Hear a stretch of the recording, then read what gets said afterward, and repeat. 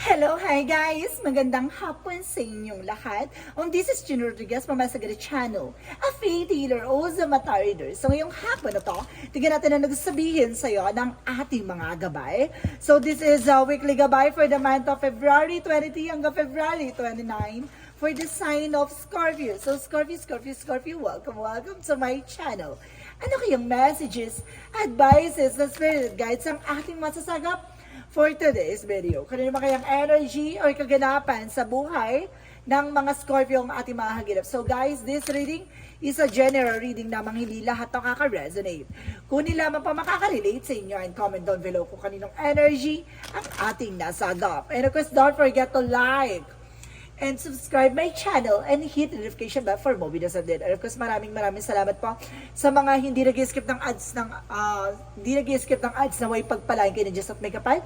Siksik-lig-lig gumapaw na biyayang manong balik sa inyo. And of course, guys, umpisa natin ang laban for the sign of Scorpio. I'm back, di ba guys? So, nandito na tayo nagbabalik. So, eto na. Alapin natin ang iyong energy. Hagilapin natin with the King of Wands, no? Ibig sabihin, there's a natural leader. So, some of you guys, no, kumbaga, kaya mong pamunuan or kaya mong maging pinuno or maging advisor. Kaya mong, kumbaga, mag-take charge of the situation, okay? Taking control of situation, no? Kaya mong panghawakan, no? At kaya mong makita yung magiging possibilities. So, there's a higher fan. So, there's a lesson learned, no? May mga bagay dito na parang natutunan ka na, no? May mga bagay dito na parang pinagdaanan mo, no? Na, kumbaga, nagbigay sa'yo ng kaalaman, no? At karunungan. So, let's see. And because there's the Sun card, so there's a fear positivity na magdadala sa'yo ng fear positive outcome. So there's a happiness, success, and the Page of Wands represent a good news, na new ideas. So may mga magandang balita, magandang opportunity, magandang pangyayaring magaganap. So let's see. Additional messages. And of course, sinasabi dito with the Page of Swords. So there's an information, no? Marami ka pang malalaman, marami ka pang matutuklasan, marami ka pang matututunan. So let's see. And of course, there's a spy watching, looking at you. Mayroon dito sumusubaybay, meron kang kumukuha na impormasyon sa iyo. I think it's client, customers na magbibigay sa iyo ng mga magandang eksena. At the same time, there's the Wheel of Fortune. Wow, the good luck is yours, no? Kumbaga, there's a turning to your favor. Na umikot tayong kapalaran, mukhang papabor na sa iyo sitwasyon. So let's see what is the King of Wands represent the Three of Cups. So there's a celebration coming in for you. Magkakaroon ka ng celebration, no? At kaya mong pamunuan ng celebration na to. So let's see what is the Hierophant. So there's the Four of Swords. So there's an intuition. No? There's a fear. Natatakot ka na sa mga possibilities.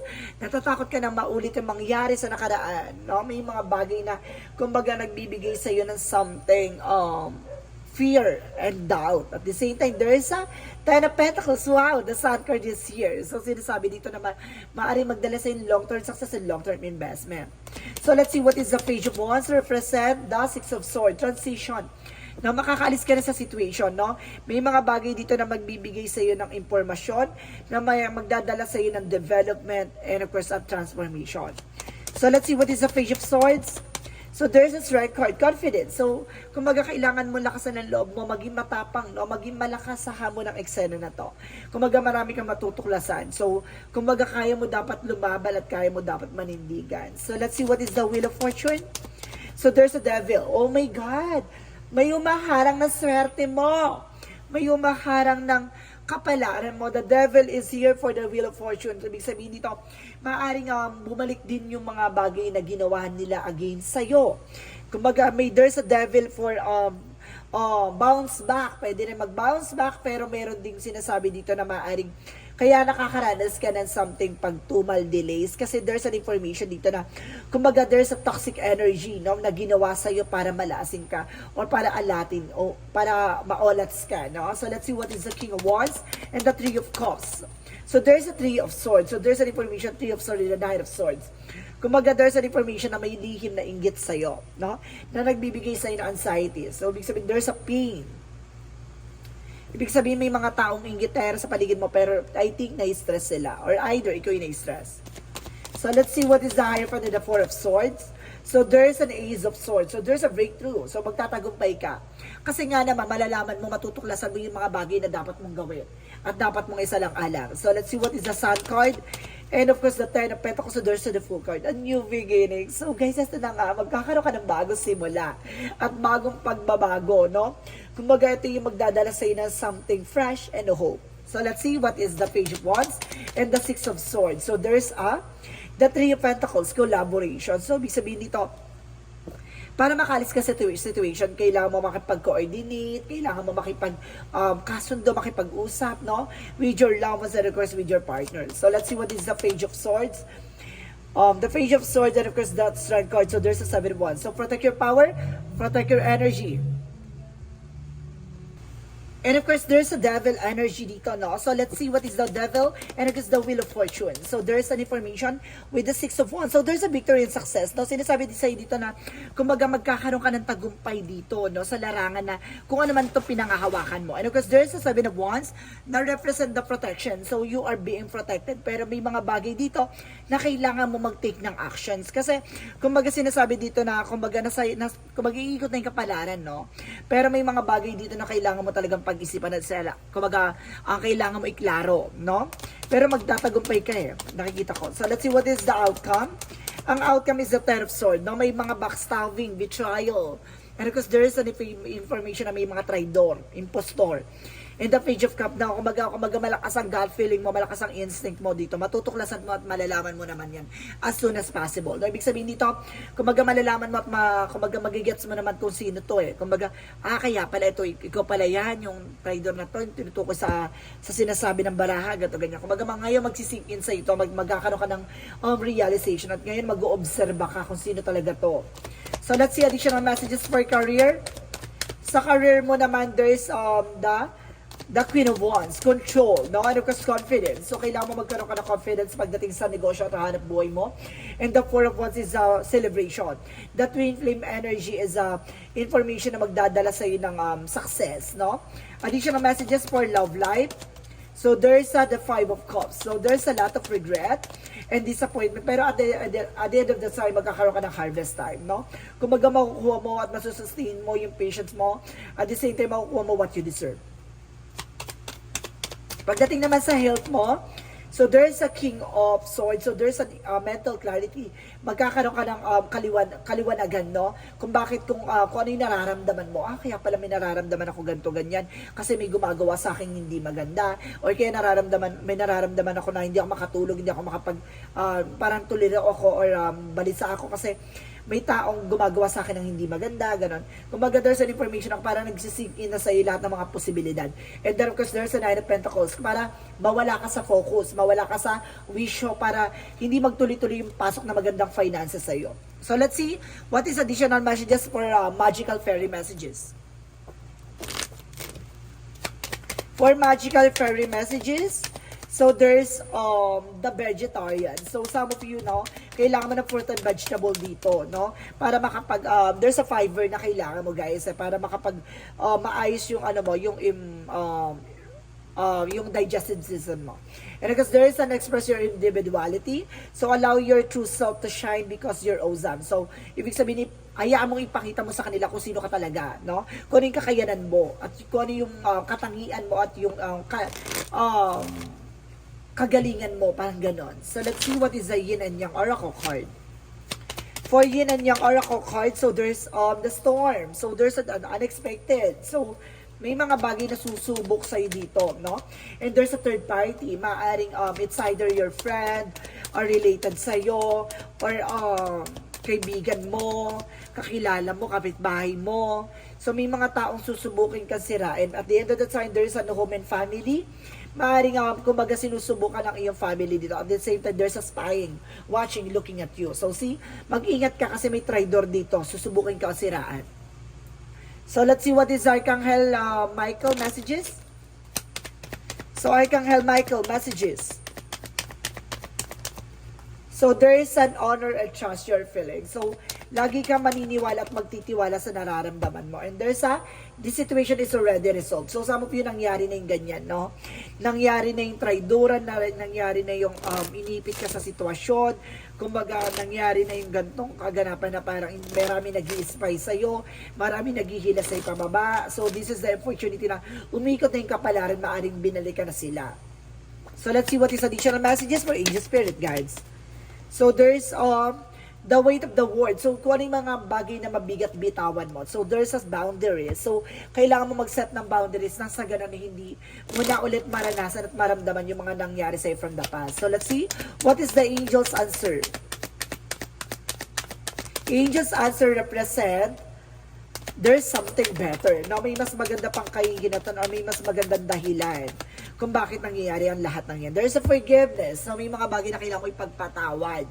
At the same time, there's a peaceful resolution. Masusolusyonan na ang problema mo sa kapayapaan. No, magkakaroon ka ng mapayapang solusyon. So, let's see what is Archangel Raphael. Archangel Raphael messages for you is diet is more important here. So, some of you guys, kailangan mo mag-diet, no?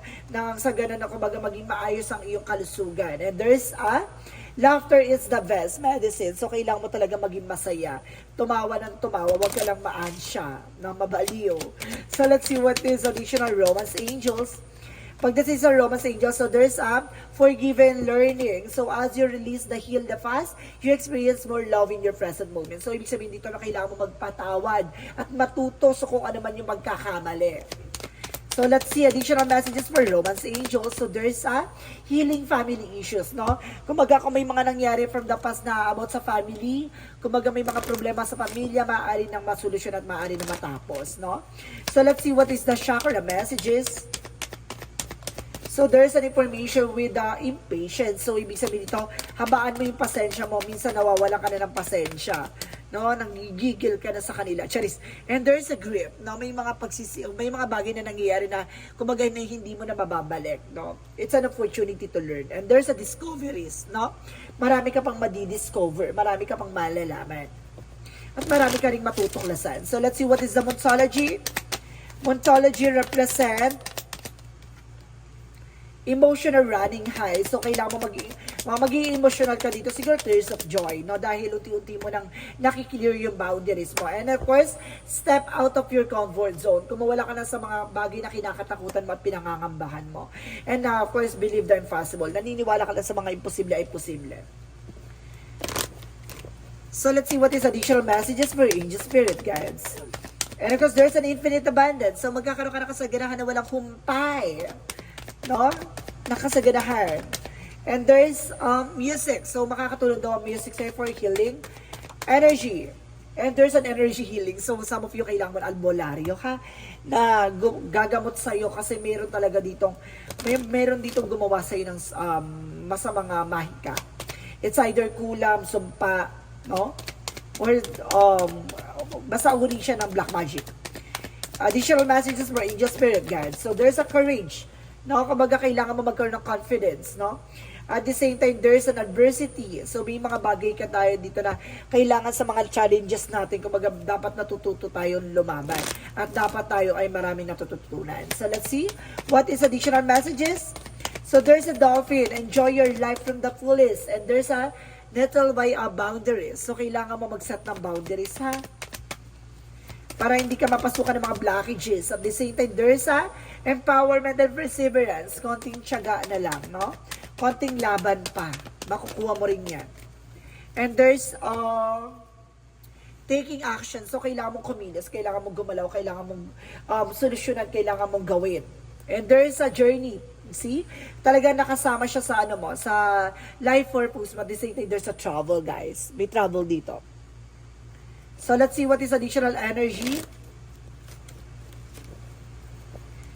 Additional energy for angel spirit, guys.